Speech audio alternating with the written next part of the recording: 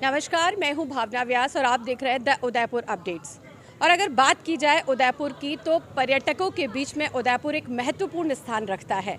पूरे दिन भर अगर पर्यटक उदयपुर घूमे तो भी वह थकता नहीं है। लेकिन अगर बात करें रात की तो रात में टूरिज्म का थोड़ा सा अभाव उदयपुर में देखने को मिलता है और इसी के प्रति उदयपुर के जो नागरिक हैं वो जागरूक हुए हैं और नाइट टूरिज्म पर अपना एक पक्ष मजबूत करने पर अड़े हुए हैं। और इसी को लेकर आज हम बात कर रहे हैं हमारे शहर के एक सीनियर टूर लीडर श्री चिन्मय जी से। तो आइए उनसे बात करते हैं और जानते हैं कि नाइट टूरिज्म पे वो इस बात को कैसे देखते हैं।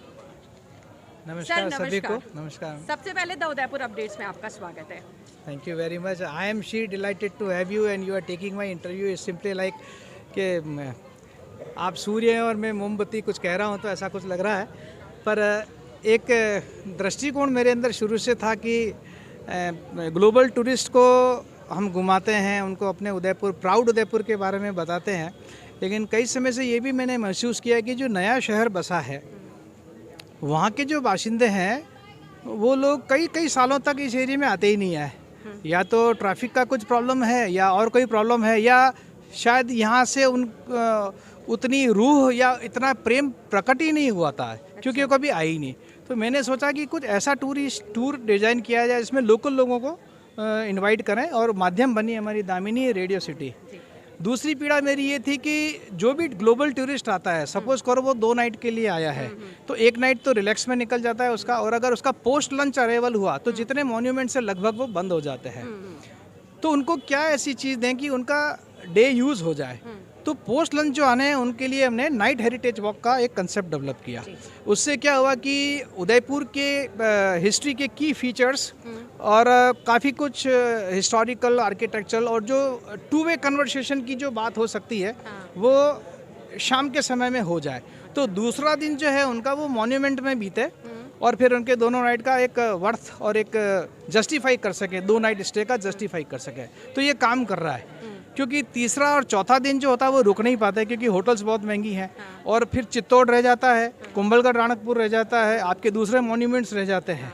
तो इस पोजीशन में ये नाइट वॉक वाला जो कॉन्सेप्ट है जो 3 से 4 घंटे का है वो बहुत ही अच्छा काम कर रहा है। और मैं अपील करना चाहता हूँ सभी से, भले वो ग्लोबल टूरिस्ट हो या भले लोकल लोग हो, कम से कम अपने शहर को न केवल मेरे माध्यम से और किसी के माध्यम से जानें, देखें, इसकी खूबसूरती को पिएं, इसकी खूबसूरती को और गर्व महसूस करें एंड रिकमेंड करें उदयपुर के लिए। क्योंकि अब ज़रूरत है, आफ्टर कैटास्ट्रॉफिक जो पेंडेमिक गया है उसके बाद हमें ज़रूरत है कि यहाँ पे अंतर्राष्ट्रीय टूरिस्ट और अपना भारतीय टूरिस्ट यहाँ आए। अभी भी बहुत ज़रूरत है जी। Thank you sir. चलिए इसके बाद दामिनी मैम से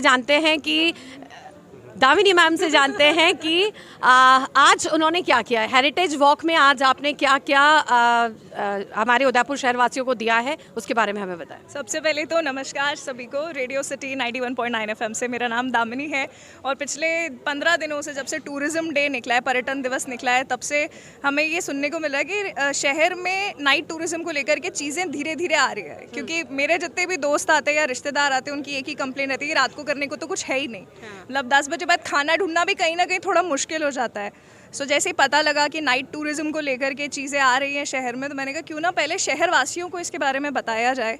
तो इसीलिए सिटी पैलेस का भी नाइट टूर हुआ था, वहाँ से भी आमंत्रण आया था, वहाँ गए थे। और अब चिन्मय सर ने नाइट हेरिटेज वॉक्स शुरू किए हैं जहाँ पे it is not sight seeing, जैसे सर ने बताया था कि हम सिर्फ देख के नहीं आ रहे, ये जगह क्यों बनी, कैसे बनी, कब बनी, इसके पीछे का क्या इतिहास है, हिस्ट्री है, उसके बारे में हमने जाना, कहानियों के बारे में जाना, पिछोला को पिछोला क्यों बोलते हैं या मॉनसून पैलेस का ओरिजिनल नाम क्या था, वो सब जाना।